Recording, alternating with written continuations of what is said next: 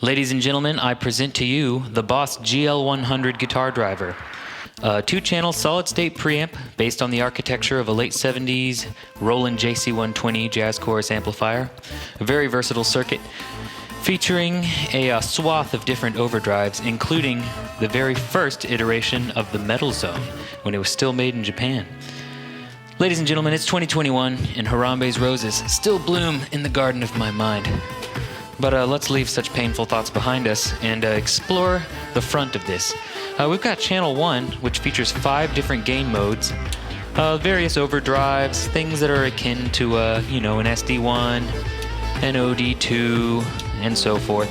And then we get to the distortion, where we get something that's kind of in between a Metal Zone and maybe a modded DS1. But I think this is sort of the basis of where the MT2 came from.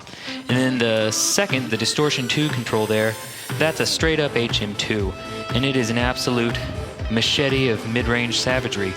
And to tame said machete of savagery, we've got dual parametric EQs for the low and the high mid. Very cool, very powerful. You hear very apparently when you turn these knobs, and it's great, it's a cool thing.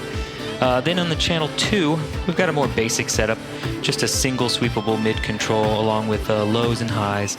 And in this configuration, on both sides actually, the channel volume is essentially your gain knob, and then the master, self-explanatory. Then we just have flat, then cutting, which has this sort of direct acoustic kind of sound to it, then drive and distortion, and the distortion is sort of the same story on this side.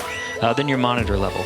So let's take a look at the back, where we see that the input is also doubled here on the back with a buffered out, which is cool if you want to run something parallel or power your tuner or whatever.